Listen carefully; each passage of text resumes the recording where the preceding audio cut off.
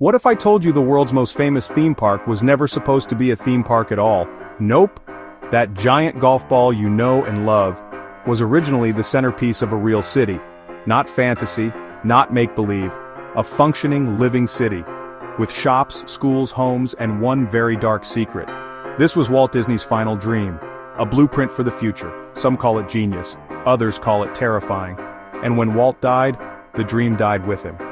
What we got instead was just the ghost of what could have been. Welcome to the story of EPCOT. Not the park you've been to, but the city you were never supposed to see.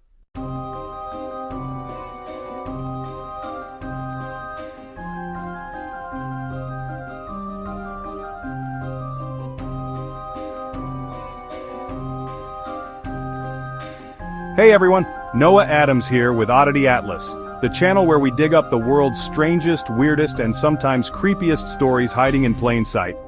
Now you think you know EPCOT, the festivals, the food, the giant ball that definitely isn't a golf ball but totally is a golf ball.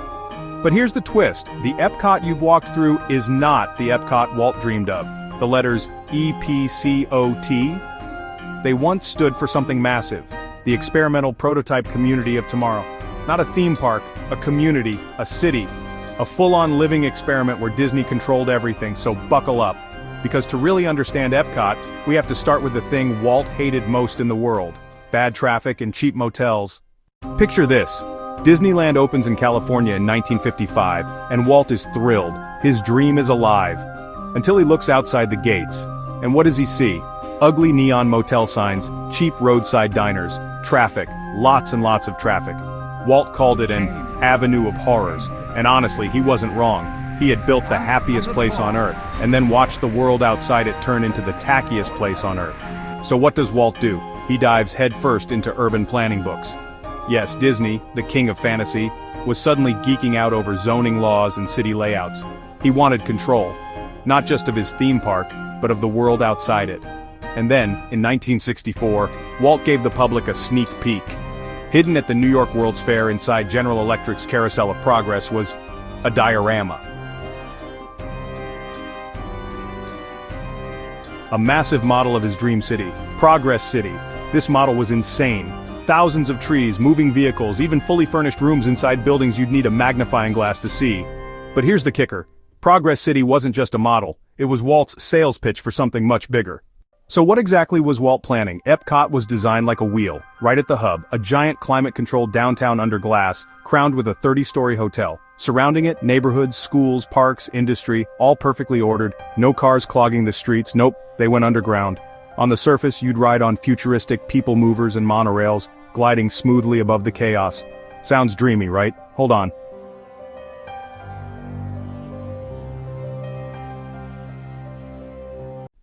Most people think they know Disney World. They see the castle, ride the coasters, meet the characters, but they're only seeing the surface. Hidden above Tomorrowland, there's a secret almost no one notices. A silent monument to a dream that nearly changed the world. This isn't about a hidden Mickey or a clever detail, it's about a lost city. A city Walt Disney himself imagined as his crowning achievement. Next time you're in Tomorrowland, look up. The People Mover glides overhead, but inside one of its show buildings, something incredible is hiding. It's a massive, intricate model Progress City. Not a fantasy, but a blueprint for a real urban utopia. Millions pass beneath it, unaware. They hear the narration, see the scenes, but miss the ghost in the machine. Walt's last, most personal project. Progress City is more than a model. It's a physical artifact of a future that never was, a promise broken. Its story is one of ambition, loss, and corporate maneuvering. A vision set aside after Walt's death. The evidence is still there, spinning in the dark, a silent witness to a corporate coup that redefined Disney's future. What you see in Florida is not what Walt intended. He didn't want another theme park. He wanted something real. He wanted to solve the problems of the modern world, to build a living, breathing community where people could live, work, and play in a perfectly designed environment. The Secret City model isn't just a forgotten prop. It's the ghost of the entire Florida project. A haunting reminder of the grand experiment that was supposed to be Walt Disney's ultimate legacy. Most guests never notice it, but it's there, a silent question. What happened to Walt's last dream? The answer begins with a simple fact. Walt Disney World was never meant to be just a park. Walt's vision was bigger, bolder, and far more radical than anyone realized. The model above Tomorrowland is the last remnant of that vision. It's a city that never came to life, but its story still echoes through the park. If you know where to look, you can still see the outline of a dream that almost changed everything. The people mover glides past, and the city spins on, a secret hiding in plain sight. The next time you visit, look up. You might just catch a glimpse of the future that never was, and remember, sometimes the biggest secrets are right above your head. Here's where it gets a little creepy. In Walt's EPCOT, you wouldn't own your home. You rented from Disney.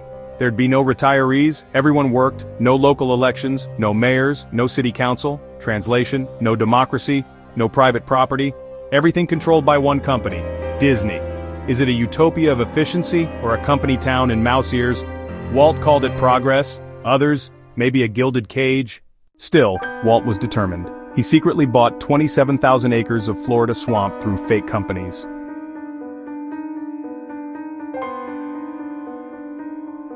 He even got his own government, Reedy Creek, so Disney could rule the land like its own little kingdom.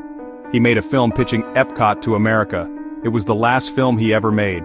On December 15, 1966, Walt Disney passed away. And with him, EPCOT as a real city died too. The executives who took over? They looked at Walt's dream and saw one thing: financial suicide. A city with no landowners, no voters, and all the risk in the world? Nope, they shelved it. Instead, they gave us the Magic Kingdom. Safe, profitable, familiar. But not everything disappeared. The Progress City model survived, barely. Most of it was destroyed, cut up, thrown away. But one fragment still exists, and you can see it. Ride the Tomorrowland Transit Authority People Mover in Magic Kingdom. About halfway through, you'll spot it. A dimly lit, dreamlike model city. Thousands ride past it every day and never realize they're looking at the remains of Walt Disney's greatest dream. It's a ghost, a city that never was. Walt Disney wasn't satisfied with Disneyland's success. He saw the world's problems, urban decay, traffic, chaos, and believed he could do better. His new dream wasn't another park.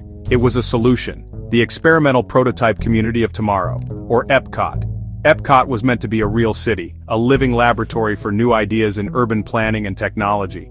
Designed as a circle, it would have a bustling urban center, hotels, offices, all under a climate-controlled dome. No cars at street level, just monorails and people movers. Below, electric cars and service vehicles hidden from view. No one would own land, Disney would, allowing constant innovation. Residents would be renters, living in a city that never stopped evolving. EPCOT would be a permanent World's Fair, showcasing new technology and ideas. Walt poured his energy into this vision, secretly buying up land in Florida. He filmed a special presentation, passionately laying out his plan for a city at the heart of the Florida project. This was his magnum opus, a blueprint for a better world. It wasn't about entertainment, it was about changing how people lived. And it all started with a model. To make his vision real, Walt needed more than drawings. He needed a model. Imagineers built Progress City, a sprawling, detailed miniature with moving cars, glowing buildings, and a tiny people mover. It was the centerpiece of the Carousel of Progress, designed to sell the dream. Walt recorded the narration himself, explaining how this city would work. But before the model was installed, Walt died in 1966. The dream lost its champion. The company was left in shock. The model became a tribute, a promise waiting to be fulfilled. But without Walt, the dream began to fade. After Walt's death, his brother Roy took charge, determined to finish the Florida project, but his focus was the theme park, not the city. The experimental city of EPCOT was shelved. It was too risky, too complex, and too expensive for the new leadership. The executives who followed were managers, not visionaries. They saw EPCOT as a logistical nightmare. Quietly, the dream was dismantled. The city was deemed unworkable. Imagineers fought to keep the vision alive, but the business side won out. Instead of a real city, they built a second theme park, a permanent World's Fair called EPCOT Center. It was safe, profitable, and manageable, a far cry from Walt's radical plan. The company chose entertainment over innovation. The soul of the project was lost, replaced by a commercially viable imitation. Walt didn't want another theme park. He wanted to change the world. The dream of Progress City was officially dead. The company moved forward, but the vision was left behind. The radical experiment was canceled. The focus shifted from building a better tomorrow to building a theme park about tomorrow. The dream was gone, but the model remained. When the Carousel of Progress moved to Florida, the Progress City model became a problem. The real city was off the table, but the model couldn't just be thrown away, so they hid it inside the People Mover ride with no explanation or context. The original narration was gone. Now it's just a vague, futuristic curiosity. Millions see it every year, but almost no one knows what it is. It's a ghost, spinning in the dark, a silent reminder of a dream deferred. The company erased its meaning, but the evidence is still there, waiting for someone to notice. The abandonment of EPCOT wasn't sudden, it was a slow erasure. The Magic Kingdom's success convinced leadership they'd made the right call. When EPCOT Center opened in 1982, it was a theme park, not a city. New leaders pushed Disney further from Walt's original vision, focusing on entertainment and profit. The story of the real EPCOT was suppressed, the Florida film locked away. The name lived on, but the mission was gone. The company rewrote its own history, trading on Walt's legacy while discarding his ideals. The magic remained, but the mission had changed forever.